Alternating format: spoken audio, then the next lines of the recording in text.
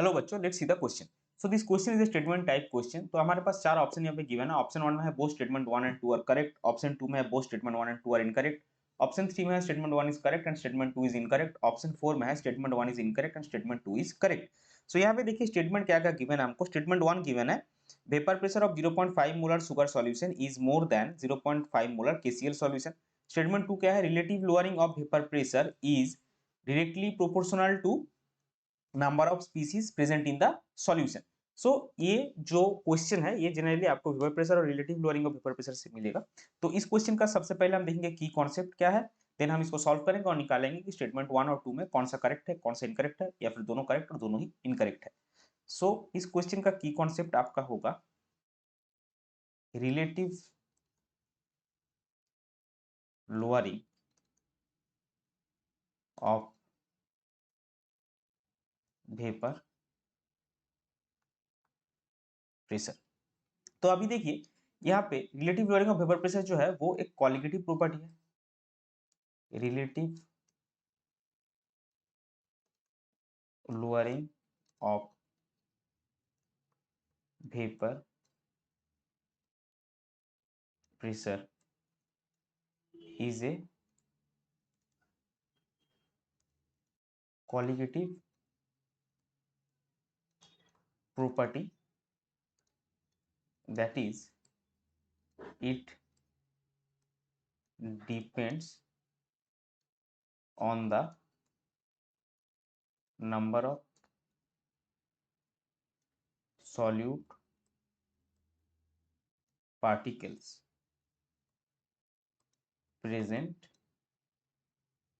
in the solution।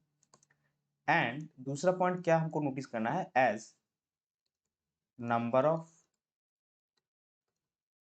Particles increases, जो relative lowering of vapour pressure है वो proportional relation में है। तो relative lowering of vapour pressure increases, thus अगर relative lowering of vapour pressure मतलब वेपर प्रेशर जो प्योर आपका सॉल्वेंट है उसके वेपर प्रेशर के रेस्पेक्ट में सॉल्यूशन का वेपर प्रेशर कितना लो हो रहा है, ये relative lowering of vapour pressure है। तो जो वेपर प्रेशर जितना कम हो रहा है तो बेसिकली क्या होगा, आपका सॉल्यूशन का जो वेपर प्रेशर है वो डिक्रीज करेगा। अगर relative lowering of vapour pressure बढ़ रहा है तो 10 वेपर प्रेशर विल डिक्रीज। तो जितना आपका पार्टिकल ज्यादा होगा उतना सॉल्यूशन का relative lowering of vapour pressure ज्यादा होगा, यानी कि सॉल्यूशन का वेपर प्रेशर उतना ही कम होगा। तो ये जो relative lowering of vapour pressure है directly proportional to the number of species present in the solution. ये स्टेटमेंट 2 हमारा करेक्ट हो गया। अभी देखिए दो स्पीसीज हमारे पास है, क्या क्या, NaCl और KCl, sorry NaCl and KCl and sugar. So KCl is an electrolyte which dissociates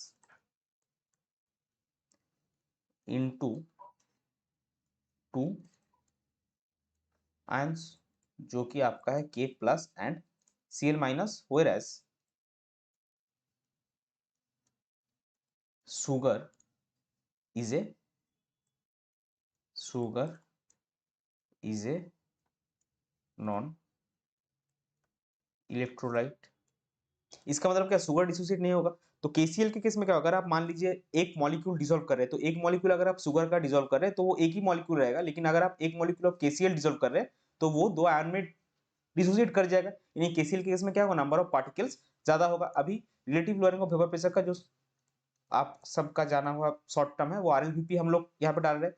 तो अगर किसी के केस में पार्टिकल्स, नंबर ऑफ पार्टिकल ज्यादा होगा तो उसका relative lowering of vapour pressure भी ज्यादा होगा। सो RLVP of KCl will be greater than the relative lowering of vapor pressure or RLVP of sugar। तो देखिए हमने पहले ही लिख के रखा था जिसका relative lowering of vapour pressure ज्यादा होगा उसका वेपर प्रेशर कम होगा।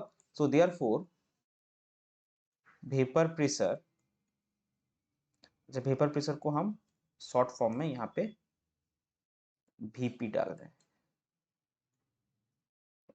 तो अगर हम बोलेंगे तो Vp जिसका relative lowering of vapour pressure कम है, उसका वेपर प्रेशर ज़्यादा होगा। तो शुगर का वेपर प्रेशर ज़्यादा होगा और KCl का वेपर प्रेशर कम होगा।